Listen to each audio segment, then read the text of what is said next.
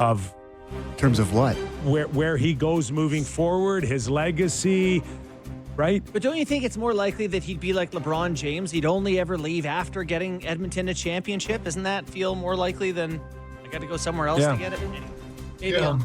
Go ahead, DA. We're also not talking about a guy who's 35 here. I think, how old's McDavid? 28, I believe? So you'd have to check. Might be 27. 27.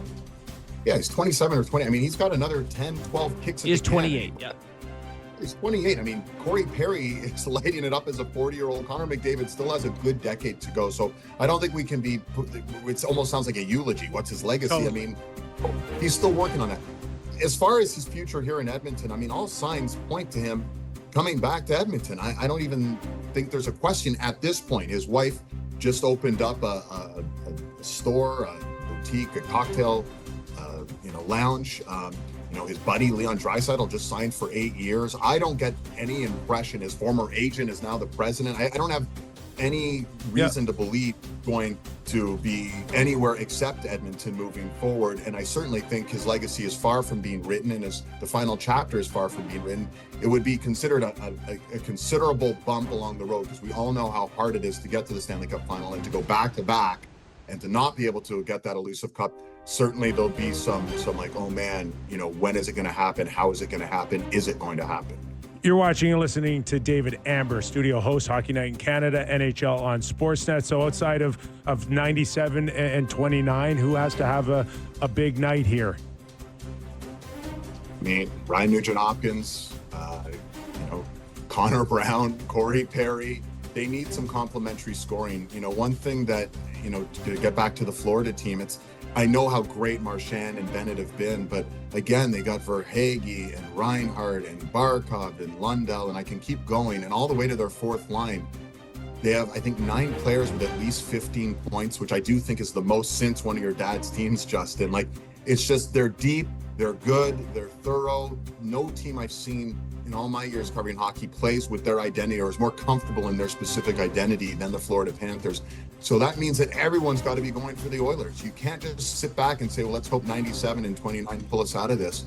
And remember, the storyline going into the final was the depth of the Oilers. 20 different goal scorers, different hero every night, 10 different guys with game-winning goals. That's all great. We need some of that now. We need Trent Frederick. We need Evander Kane. You need all of these. I say we, I don't mean we like I'm with you. I just mean, if I'm the Oilers, you need all of those players going, because Florida, they're all right now feeling it. What worries me if I'm the Oilers is Sam Reinhart, who was really quiet through the Carolina series, got injured, was quiet at the beginning of this series. He's now scored in 3 straight games. We all know what Marchand and Bennett are doing. Kachuk's getting better and better every game. They're all feeling it. They're healthy. They feel good. The Oilers really need to push back as a team collectively. It can't be, just 2 guys trying to pull the rope in one direction. So let's talk a little bit about the Florida Panthers. Brad Marchand has been an absolute bright spot. He's been a joy. He seems to be able to be in these pressure moments and still maintain personality where, you think a lot of guys get all kind of, clenched up and worried about it. He seems to be himself, on the verge now of his 2nd Stanley Cup and I believe his 4th Stanley Cup final. He's amazing, guys. And I don't think when Bill Zito went out and got Brad Marchand, even in his wildest dreams, this guy was going to perform at this level. I mean, he has the most goals in the Stanley Cup final since Esa Tikkanen in 1988. I mean, let that sink in. That's not nothing. Kidding. It's the most goals in the Stanley Cup final. This is crazy. He's been amazing. And I think more than what he's doing on the ice, and Nick can talk to this, when you were there in 94, Nick, you had guys who weren't necessarily always doing it on the ice, but they were keeping everyone calm, cool, collected. When you guys were staring down Game 7 against Vancouver, everything on the line, I'm sure there was a lot of veterans there keeping guys lighter and feeling good. And that's what Brad Marchand has done in every series. And not just that, because obviously what he's done on the ice has been incredible. He scored arguably the most important goal for Florida in this entire run. That was Game 3 in overtime versus the Toronto Maple Leafs. That's not just a footnote here. Had the Leafs won that game in Game 3, we're probably talking about a different matchup here in the Stanley Cup final. Instead, he got that goal in Game 3, and Florida's just ridden that momentum right to the Stanley Cup final. So it's been a really incredible story. But it's what I'm seeing about his personality, the Dairy Queen stuff, and in the dressing room, he's just so light with the media. He's He's so light with his teammates. They're whipping rats at him. He has everyone just feeling good about themselves. He's kept it really light. It's businesslike, but it's also fun. And he's taken the pressure off, I think, the pressure that a lot of these players might have been feeling. So it's been really cool to watch. He's an incredible leader. DA, we haven't had a Stanley Cup here since the Montreal Canadiens, right, in the early 90s, and there's no question that any market here in Canada would focus and welcome it, and Edmonton's leading the way. But if the Oilers or anyone else in Canada were in a situation like being in a Stanley Cup final and they had as many as 3 marquee important cogs in the roster about to become UFAs, it would be somewhat of a talking point still. Where is it in Florida? You've been down there for a few days now. Where is it on Bennett, Ekblad, and Marchand in terms of these guys maybe walking out the door? Does it even get discussed? Like, where's Bennett, now Marchand, in those type of discussions south?